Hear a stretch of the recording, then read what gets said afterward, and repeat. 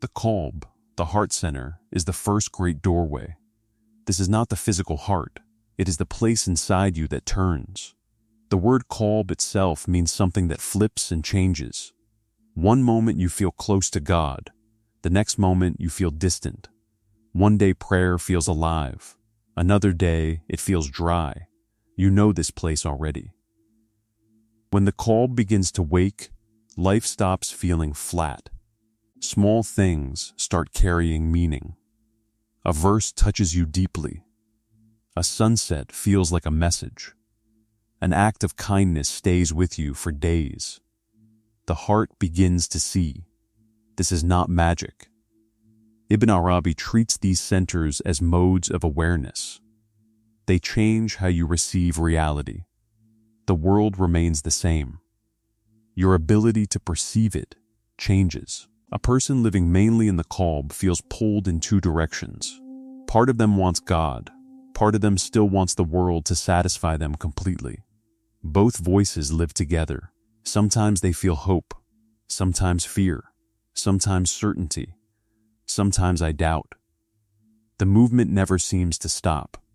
Many sincere believers live here for years. They pray, they repent, they return, they fall.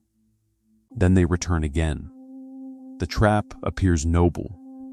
The trap is becoming attached to the feelings of spirituality instead of the truth of spirituality. You begin chasing emotional highs. You judge your relationship with God by how inspired you feel today. When warmth disappears, you think something is wrong. But the heart was never meant to worship its own feelings. The comfortable lie says, if I feel spiritual, I am close. That is not always true. Sometimes God hides sweetness so your sincerity can grow. The exit is simple but difficult. Remain faithful when the feeling leaves. Keep praying when the heart feels heavy. Keep remembering God when nothing dramatic happens. The qalb matures when devotion survives changing emotions. That is when the first doorway opens wider. The ruh, the spirit center, feels different. The heart struggles between two worlds. The spirit remembers only one. This center carries a quiet memory of your origin. Not a memory made of images. Not a memory made of thoughts. A deeper memory. A recognition.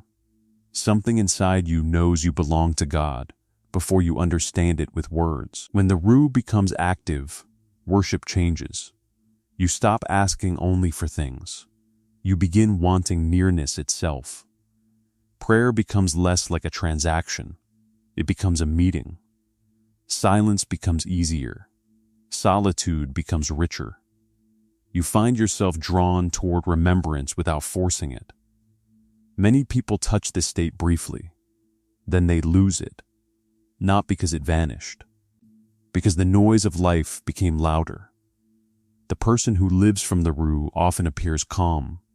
They do not react to every insult. They do not chase every desire. They seem anchored somewhere deeper. Others feel peace around them without knowing why. Yet a trap waits here too. Every center has one. The trap of the ruh is subtle spiritual pride, not loud pride, not obvious pride, a quieter version. You begin seeing yourself as different from others. You believe your sensitivity proves your superiority. You enjoy being known as a spiritual person. The ego enters through the back door. It wears sacred clothing. This trap is dangerous because it feels holy.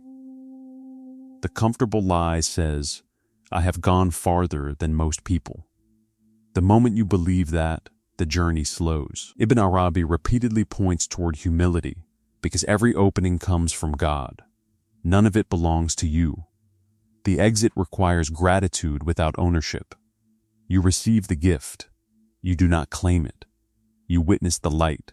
You do not call yourself the source. Then the spirit grows brighter, and another center begins to appear behind it. A center many seekers never recognize, even while standing directly inside it. The secret center, is where the conversation becomes private. Not private from other people, private from you.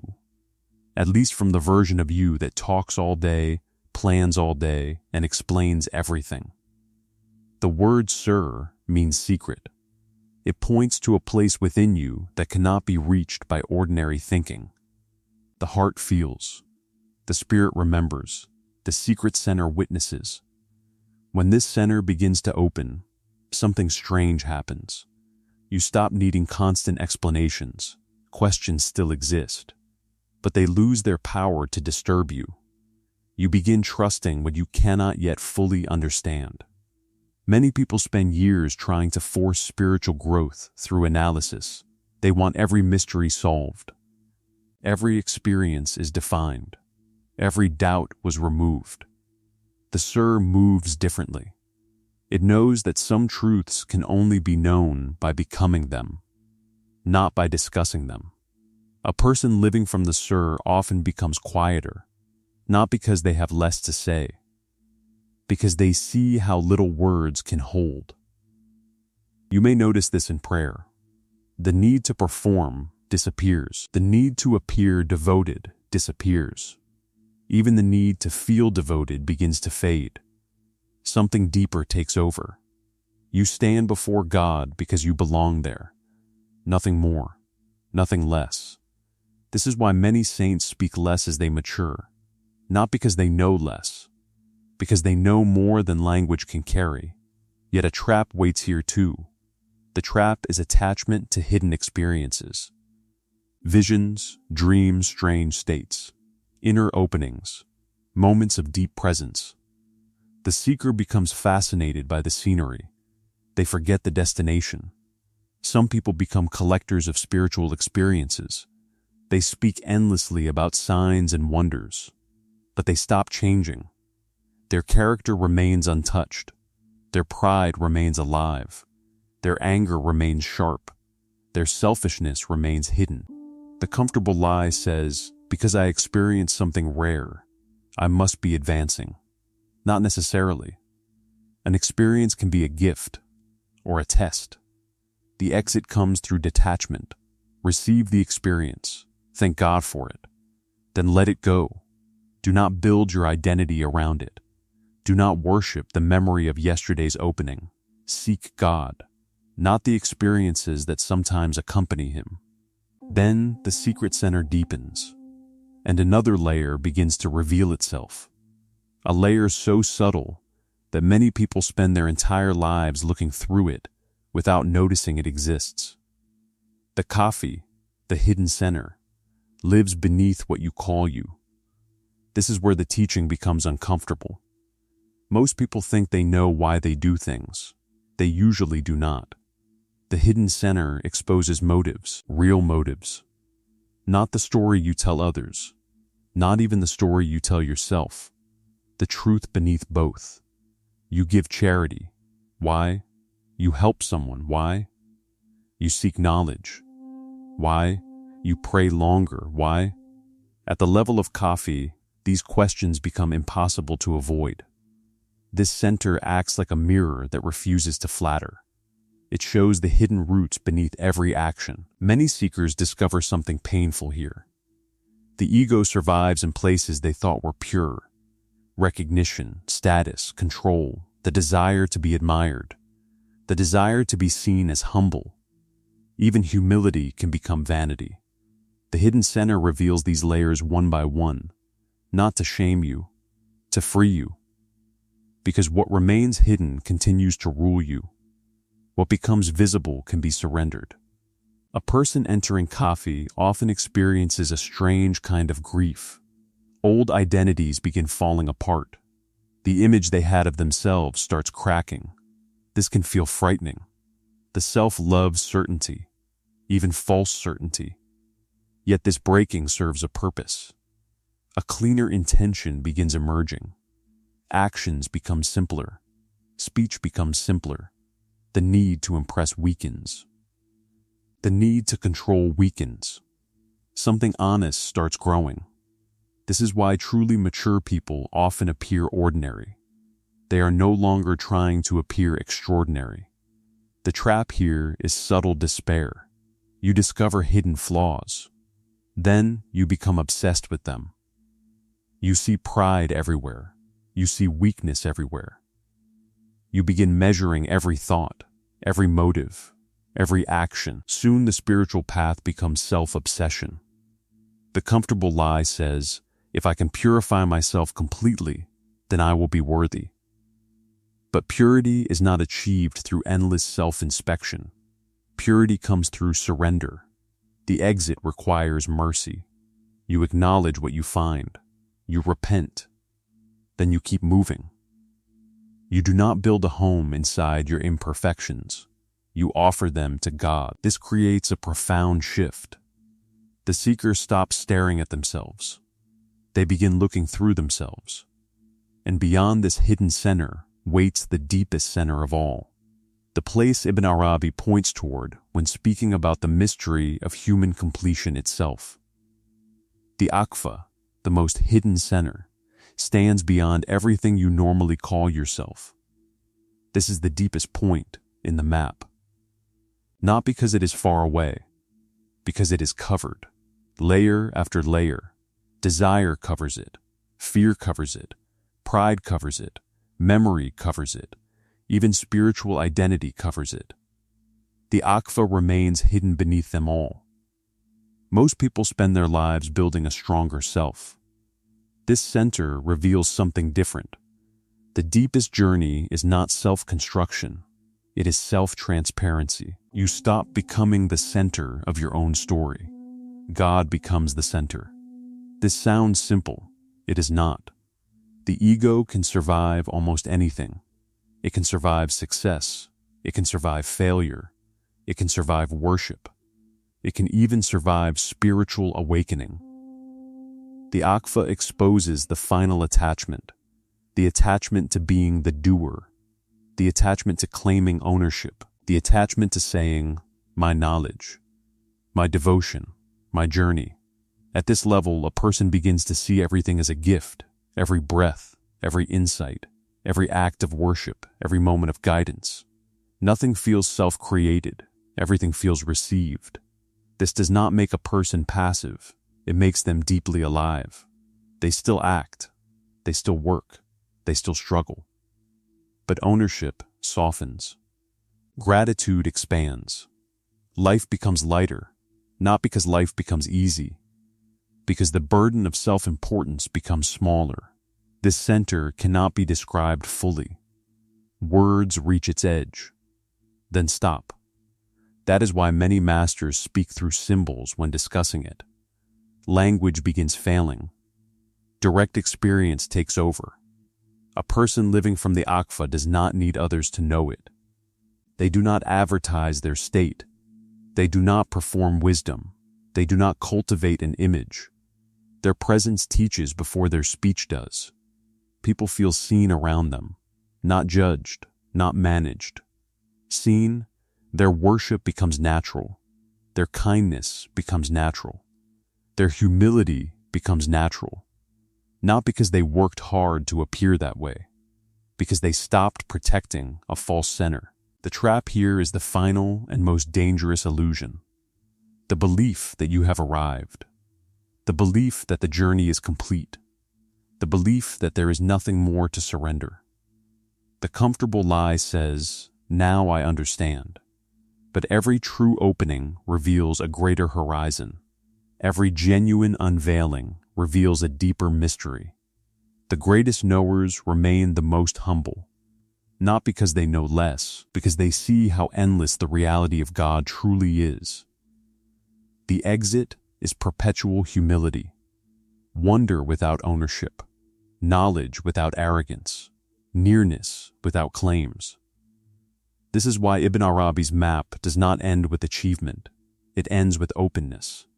The path never becomes possession. It remains a relationship.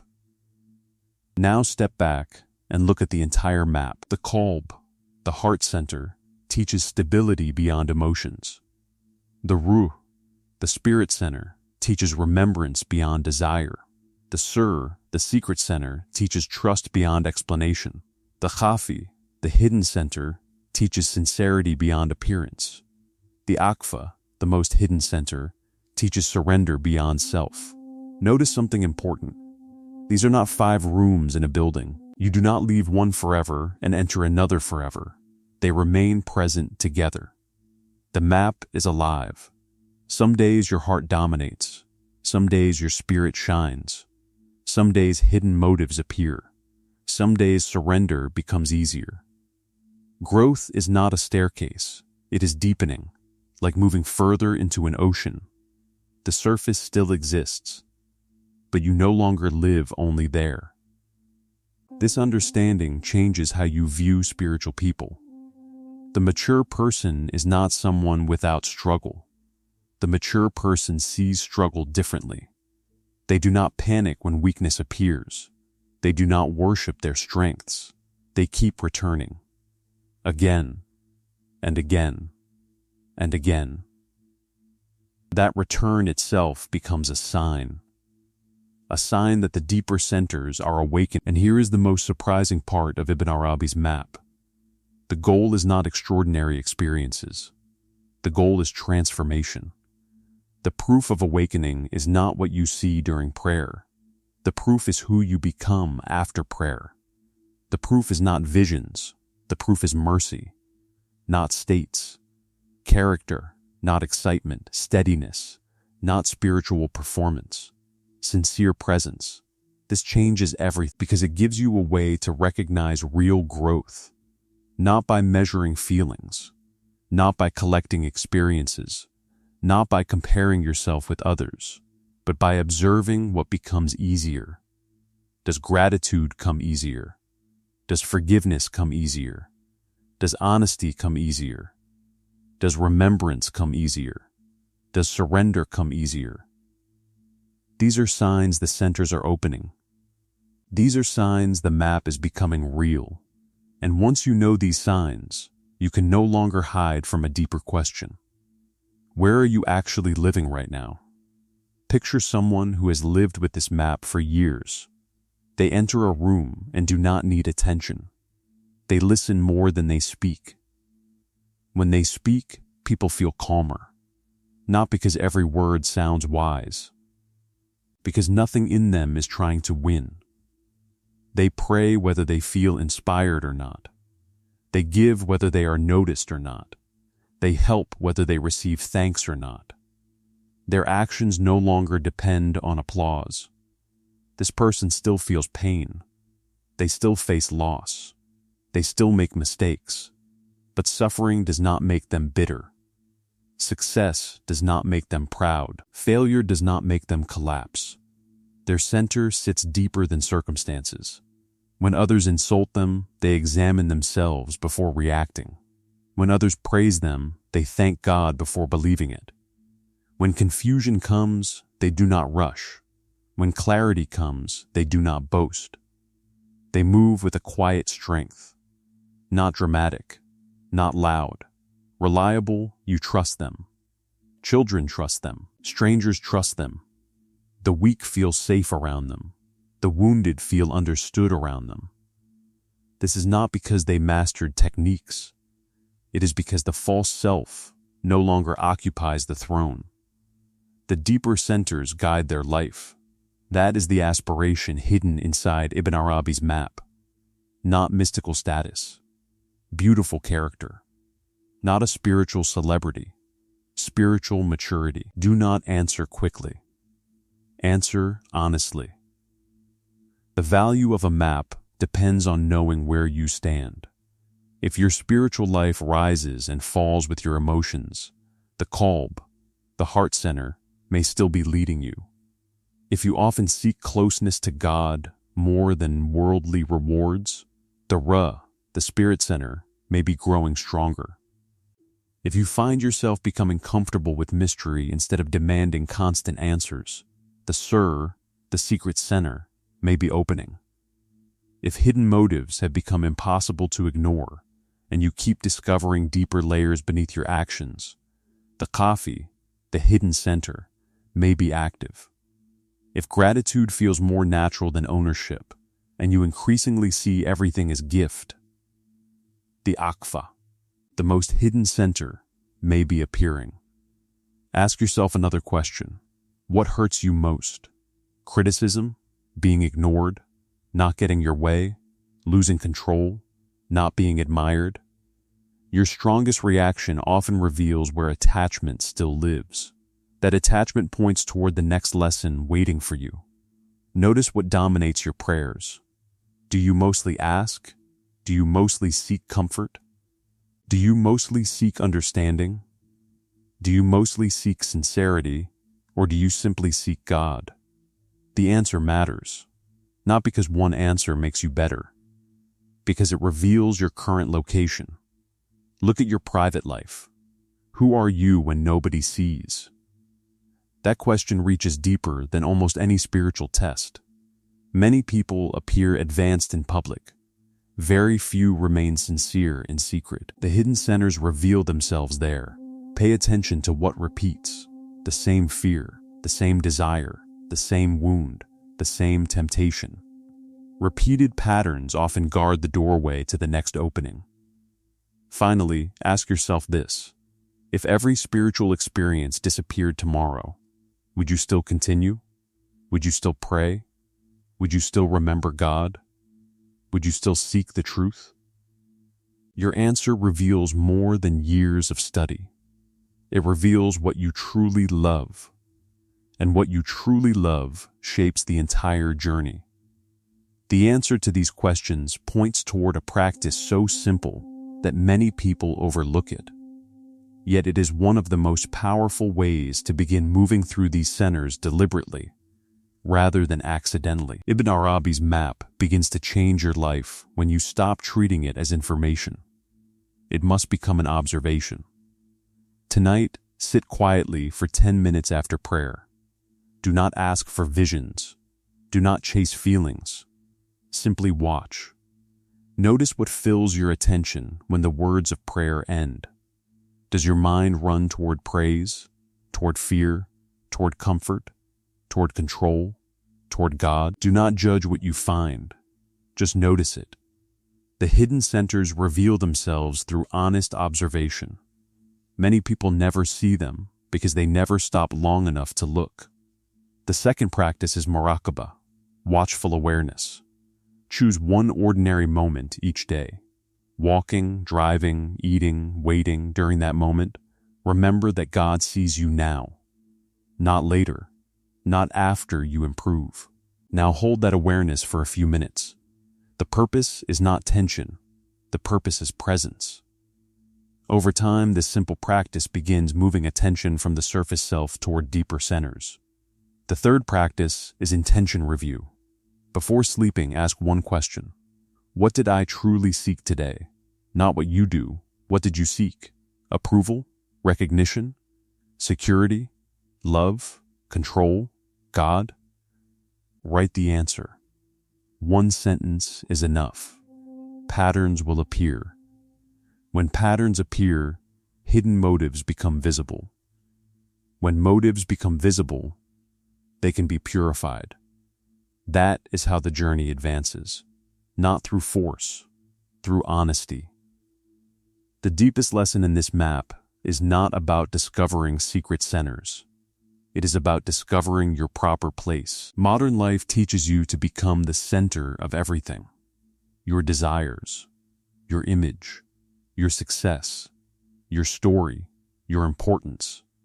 The Lataif, the subtle centers, point in the opposite direction. They teach that peace grows as the self stops demanding the throne. The world tells you freedom comes from expressing yourself completely.